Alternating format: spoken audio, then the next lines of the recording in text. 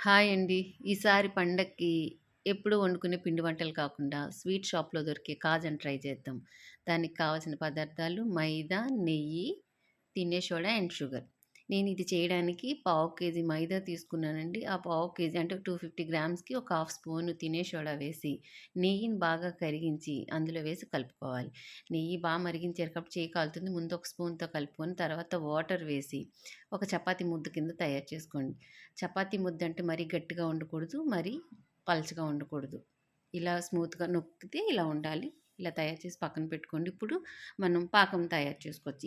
నేను తీసుకున్న పావు కేజీ మైదాకి 150 గ్రామ్స్ షుగర్ తీసుకున్నాను. దాంట్లో కొంచెం వాటరేసి గులాబ్ జామ్ పాకంలా తయారు చేసి పక్కన పెట్టుకున్నాను. ఇప్పుడు నేను ఆల్రెడీ ముందుగా కలిపి పెట్టుకున్న చపాతీ ముద్దని తీసుకొని దాన్ని 4 చపాతీల కింద కుదిరితే మీరు 2 లేదా 4 లేదు 1 చేసుకోండి ఇలాగా.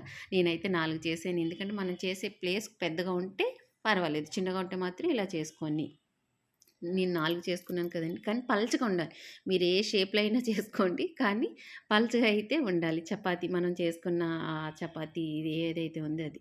దాని మీద నెయ్యి జల్లి, నెయ్యిని అప్లై చేసి, మైదా జల్లి, మొత్తం అలా 4 రెడీ చేసుకోండి. అంటే ఒక చపాతీ అయిపోయిన తర్వాత దాని మీద నెయ్యి చేసి, అలాగే మళ్ళీ మైదా వేసి, మొత్తం అలా 4 రెడీ చేసుకున్నాక సన్నగా అన్నమాట. చాలా చిన్నగా రోల్ చేసుకోవడం మొదలుపెట్టండి. ఇలా నేను చూపిస్తున్నట్టుగా చేసి, మన చేతికి అంటుకోకుండా చివర చపాతీ విడిపోకుండా ఉండడానికి కొంచెం వాటర్ అప్లై చేసి, దాన్ని రోల్ చేసేసేయండి. రోల్ చేసిన తర్వాత మన చేతికి అంటుకోకుండా కొంచెం మైదా పిండిని జల్లుకొని గట్టిగా నొక్కిపెట్టి మీకు ఏ సైజ్ అయితే కావాలో కాదో ఆ సైజులో కట్ చేసుకోండి.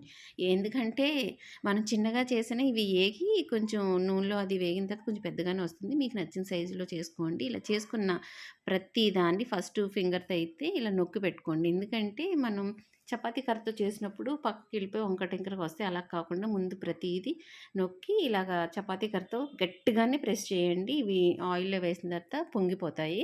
కాబట్టి గట్టిగా ప్రెస్ చేయండి.